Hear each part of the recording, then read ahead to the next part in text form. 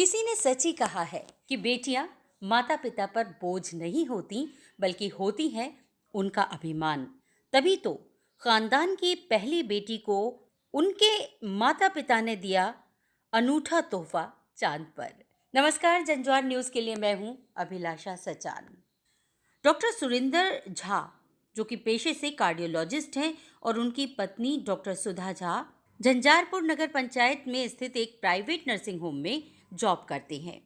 उनकी बेटी है आस्था, उनके खानदान की बल्कि पहली बेटी है आस्था, जिसको पाकर वो अपने जीवन को धन्य महसूस करती हैं। जब आस्था का जन्म हुआ था तब से ही माता पिता को लगा था कि उनकी बेटी बिल्कुल चांद का टुकड़ा है, और तभी से उन्होंने मन में ठान लिया था कि चांद जैसे टुकड़े को चांद पर ही कुछ ना कुछ उपहार जरूर देना चाहिए और उसे चांद तक जरूर पहुंचाना चाहिए। और यही ख्वाब को संजोए माता पिता साल दर साल उसके इस उपहार के बारे में सोचते रहे और उस पर कार्यरत भी रहे।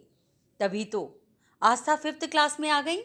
पूरे 10 साल की आस्था होने जा रही थी। 10वां उनका जन्मदिन मनाया जाने वाला था, और उससे पहले ही लगभग 1.5 साल पहले से ही माता पिता उसे उस अनूठे तोहफे को देने की तैयारी बना रहे थे।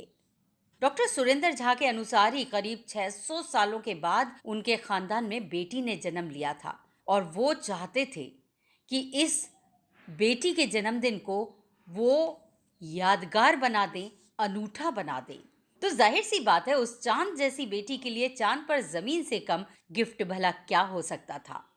उन्होंने लगभग 17 महीनों की कोशिश की, और उस कोशिश के बाद जनवरी 2022 को उन्हें वो ज़मीन लेने में सफलता प्राप्त हुई। उन्होंने इस प्रयास में इंटरनेट पे काफ़ी खोजबीन की, और इस खोजबीन के दौरान उन्हें अमेरिका के कैलिफोर्निया के लॉ सोसाइटी के बारे में पता चला। वहाँ से उन्होंने चांद पर ज़मीन खरीदने के बाबत उनसे मेल पर बात की।